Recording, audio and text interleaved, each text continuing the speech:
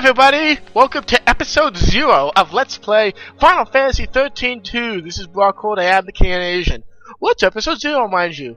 Well, it was such a long Let's Play, and this is also the last video I'm recording on my Hodgepodge HD capture card, because my new one's in the mail. I just ordered it between now, so I just thought with what I have left of this recording session, let's do a refresher of what happened in Final Fantasy 13 to get ready for the next game. And luckily 13.2 does it for you.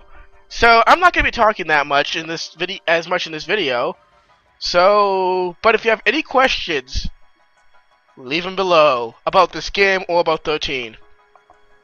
Also, if you want to ask me any questions about what I'm going to be doing in this game, like any specific specials, ask away here. Prologue. Cocoon, a utopia in the sky. The populace live a life of ease under the protection of almost godlike beings known as the Foul Sea. The lower world, Pulse, over which Cocoon floats, is believed to be a land both hostile and uninhabitable. One day, on Cocoon, a dangerous Pulse Foul Sea is uncovered in the seaside settlement of Bodom. The governing body, known as the Sanctum, announces that all residents of the town are now contaminated. The purge is enacted, legislation that requires every citizen from the affected area to be forcibly relocated to Pulse. Well, we know what happens then. Well, Chapter 1, The Hanging Edge. The purge has begun. A band of young rebels emerges to oppose the army and its attempt to exile innocent civilians to Pulse. Moving through the midst of the confusion is Lightning, a soldier who fights against the Sanctum's forces, along with Saz, a middle-aged man with his own purpose. She makes her way towards the structure where the Pulse Foul Sea was found. In that lower world vestige, her sister Sarah is being held prisoner. Others also converge on the same location. Snow, Sarah's fiancé. Hope, the teenager who watched his mother perish.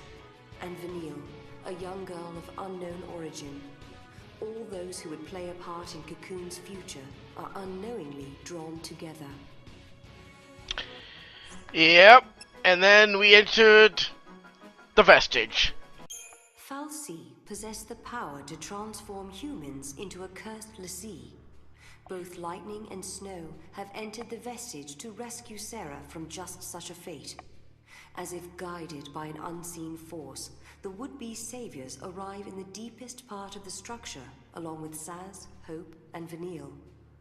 There, the five discover a bewildered Sarah, only to witness her transformation into crystal. Lightning, driven by rage at losing her sister, hurls herself at the Pulse Foul Sea. She is joined in the battle by a determined Saz, who has his own reasons for wanting the Foul Sea destroyed. Pretty much. Mind you, this is a brief recap. This doesn't say everything that happened in the game.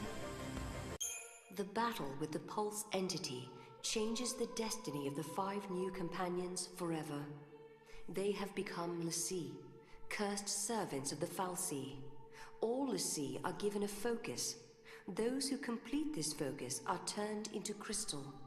Those who fail, however, are doomed to become mindless monsters. Their master is an enemy of Cocoon. Are they now fated to destroy their own home? As the others sink into depression, only Snow retains a positive outlook. He believes that Sarah's last wish, for them to protect Cocoon, is their true focus. Snow stays behind to protect her crystal, while Lightning and the rest attempt to break through the army's rapidly closing net. Well, that's crazy shit. Vile Peaks. Oh, I remember my pain here. Lightning and her companions, now enemies of the state, are pursued by Sanctum forces. The former soldier makes a decision. Rather than be hunted down, she vows to take the fight to Cocoon's capital and slay the Foul Sea in charge of the government. The young boy Hope, drawn by Lightning's strength, chooses to follow her. Saz and Vanille choose another route and flee through the Vile Peaks. Meanwhile, Snow is captured by an army unit under the guidance of a mysterious woman known as Fang. These soldiers are members of the Cavalry, a group that professes to be an ally of l'Cie. Yeah, they profess to, but we know what happens later if you've watched my Let's Play. As part of their journey towards the capital and the Sanctum Fal'Cie, Lightning and Hope enter the Gabra Whitewood. The Whitewood serves as an experimental facility for the army, but patrols here are few and infrequent. As they walk, Hope explains his reasons for being there. At Snow's urging, Hope's mother joined the battle at the Hanging Edge and was killed in the fighting. The grief-stricken youth had then chased Snow into the vestige. Lightning tries to counsel the young man, but Hope's desire to exact revenge on Snow burns brighter than ever. Yeah, I remember that. With no place else to go, Saz and Vanille find themselves wandering the sunlit waterscape. Saz eventually spills his story to Vanille.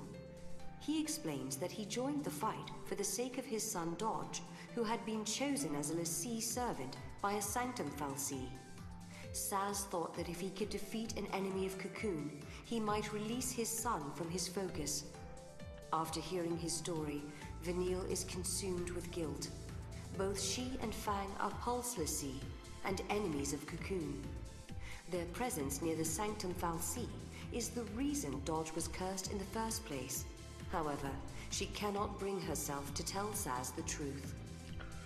Yeah.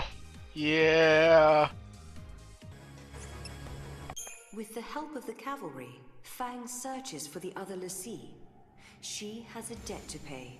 Her lost memory and forgotten focus were the reason Sarah was cursed by the Fal'Cie. The Grand Pulse native later encounters Lightning in the city of Palampolum and apologizes for Sarah's fate. Lightning's response is a blow to the jaw. Elsewhere, Hope finally gets up the courage to confront Snow. The teenager is consumed with his lust for revenge and attacks the Nora leader. Despite the boy's actions, Snow puts himself in danger, protecting Hope from an army airstrike. The four l'Cie later regroup at Hope's house and meet his father. They reconcile their differences and decide to work on finding a future rather than dwelling on the past. Sounds legit. And oh, Chapter 8, Nautilus. I wish we could actually do more though, because that was such a fun city to go to. In Nautilus, the city of dreams, Saz and Vanille's frantic flight from the Sanctum comes to an abrupt end. Dodge, now in the custody of the army, has used his l'Cie powers to track down his father. The boy turns to Crystal upon completing his focus to locate an enemy of Cocoon. A PSICOM officer appears before the unbelieving Saz and tells him the truth. Vanille is the reason his son was made into a l'Cie. Vanille admits her guilt. She offers no resistance when Saz raises his pistols to fire. But Saz realizes her death will change nothing and lets Vanille go. Such mercy is all he has left to give. Biggest dick move. I was actually pissed off generally when he turned to Crystal. Lightning joins Snow, Hope, and Fang in an assault on the Sanctum flagship. The Cavalry has lent them its aid in rescuing the captured Saz and Vanille. After a long search, Fang is finally reunited with Vanille. The six l'Cie then fight through the ship's defenses and come face to face with the Primarch, representative of the Sanctum.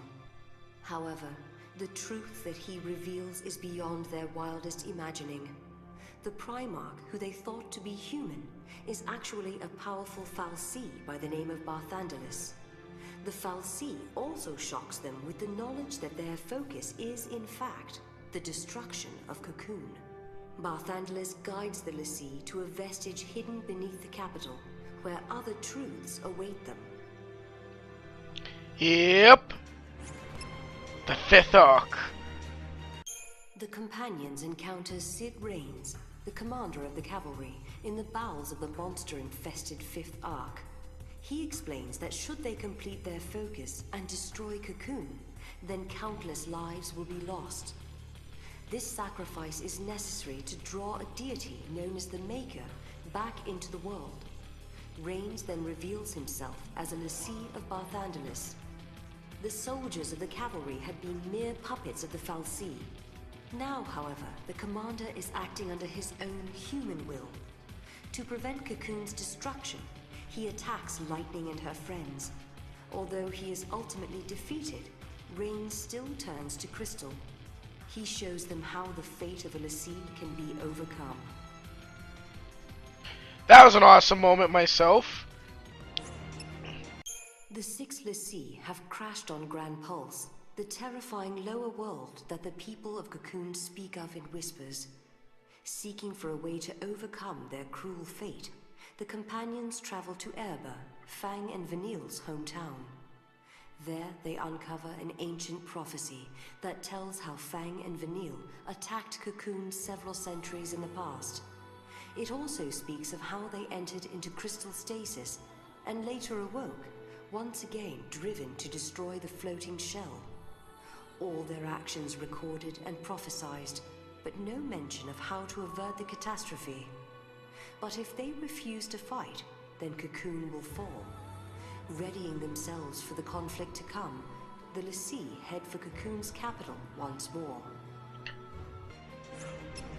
This is so much, a lot of backstory for in case people miss things. And it's okayly explained. Very shortened, but okayly explained. Chaos rules in the capital city of Eden. Reigns, though he wishes for the independence of mankind, is a helpless tool of the fal'Cie. And the soldiers of the cavalry who trusted him have now risen in revolt. They mean to slay Orphan, the fal'Cie that lies at the center of Eden, unaware that its death would mean the destruction of Cocoon. To prevent this cruel catastrophe, Lightning and her fellow lessee battle through the streets in pursuit of the vengeful soldiers.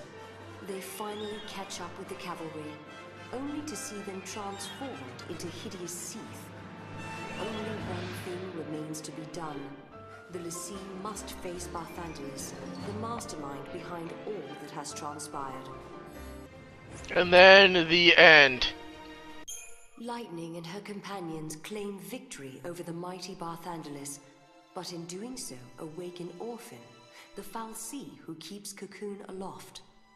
Their first battle with Orphan ends in failure, but through the sheer force of their belief, the 6 rise to fight again. They have the power to make miracles happen, and the strength to change their fate. Awakened to the power within them, the lessee achieve the impossible and defeat Orphan. At the moment of the fal'Cie's death, Cocoon begins to plummet towards Grand Pulse. Then a miracle occurs.